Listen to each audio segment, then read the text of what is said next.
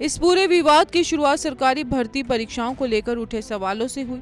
छात्रों का आरोप है कि जेपीएससी और जेएसएससी की भर्ती प्रक्रियाओं में ऐसी अनियमितताएं आई हैं जिनसे परीक्षा की निष्पक्षता पर सवाल खड़े हुए हैं। छात्रों का कहना है कि अब हजारों अभ्यर्थी सालों की मेहनत के बाद जब परीक्षा देते हैं तो पूरी प्रक्रिया पारदर्शी और भरोसेमंद होनी चाहिए, लेकिन अगर परीक्षा के दौरान या परिणाम के बाद गड़बड़ी के आरोप लगे तो सबसे बड़ा नुकसान उस युवा का होता है जो नौकरी की उम्मीद लेकर परीक्षा में बैठा था। और यही वजह है कि छात्रों ने सिर्फ विरोध दर्ज कराने की बजाय परीक्षा रद्द करने, पूरे मामले की जांच कराने और जिम्मेदार लोगों पर कार्रवाई की मांग उठाई।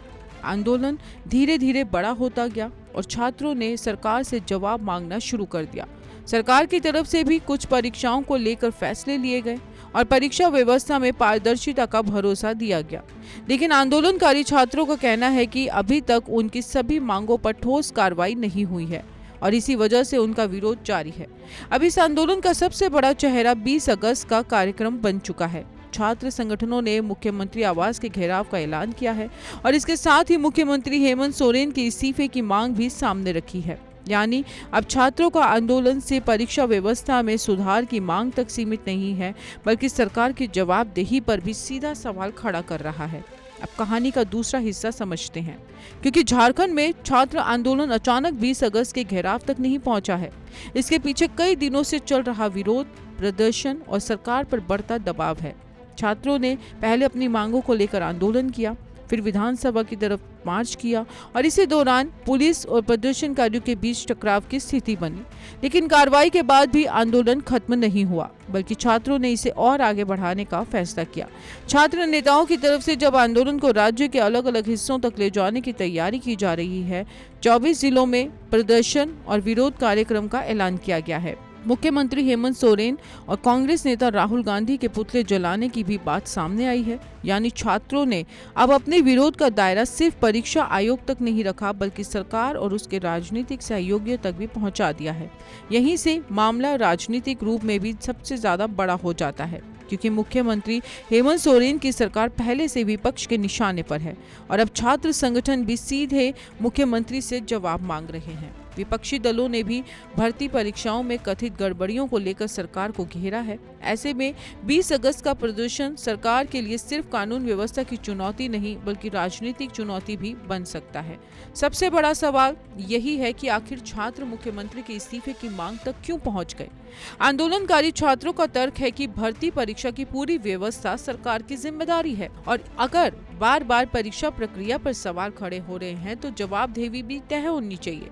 छात्रों का कहना है कि सिर्फ आश्वासन से उनका भरोसा वापस नहीं आएगा, बल्कि उन्हें कोई ठोस कार्रवाई चाहिए और इसी वजह से मुख्यमंत्री के इस्तीफे की मांग को आंदोलन का एक हिस्सा बनाया गया है। सरकार की तरफ से छात्रों की मांग को लेकर कई बड़े कदम उठाने की बात कही गई है। विधानसभा में 14वीं जेपीएससी सिविल सेवा परीक्षा रद्द करने की घोषणा भी की गई और दूसरी परीक्षाओं को लेकर भी कार्रवाई सामने आई।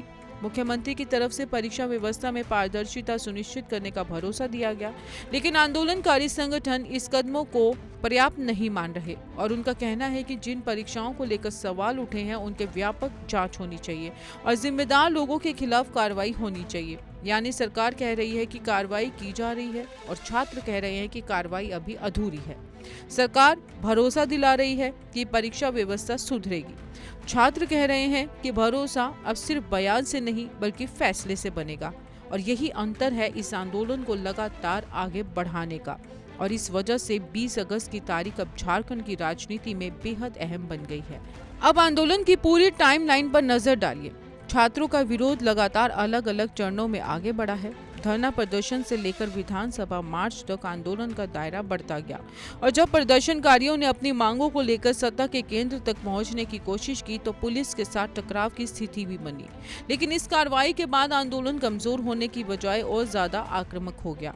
छात्र संगठनों ने इसके बाद साफ कर दिया कि उनका आंदोलन अब खत्म नहीं होगा और उनकी मांगों पर ठोस फैसला नहीं लिया गया तो वे आंदोलन को और भी बड़ा करेंगे। इसी रणनीति के तहत अब 20 अगस्त को मुख्यमंत्री आवास के घेराव का ऐलान किया गया। आंदोलनकारी इसे सरकार पर निर्णायक दबाव बनाने का अलग चरण बता रहे हैं।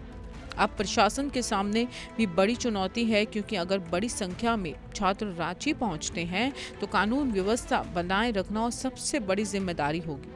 सरकार की कोशिश होगी कि प्रदर्शन शांतिपूर्ण रहे और किसी तरह का टकराव ना हो, जबकि छात्र संगठन अपने आंदोलन से ज्यादा लोगों तक पहुंचने की तैयारी में है। इस आंदोलन का एक और अहम पहलू भी है।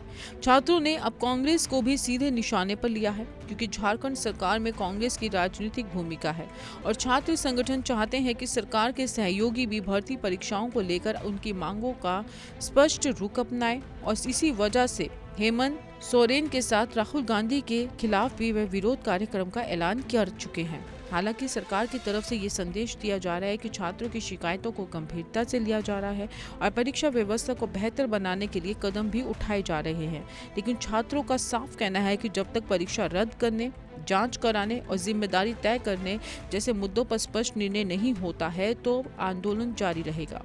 यानी दोनों पक्षों के बीच सबसे बड़ा विवाद भरोसे का है। सरकार का कहना है कि वह समाधान की तरफ बढ़ रही है और छात्र कह रहे हैं कि उन्हें अब सिर्फ आश्वासन नहीं बल्कि नतीजा चाहिए, और यही वजह है कि 20 अगस्त तक हर दिन सरकार और आंदोलनकारी छात्रों के बीच बातचीत के लिए अहम होगा।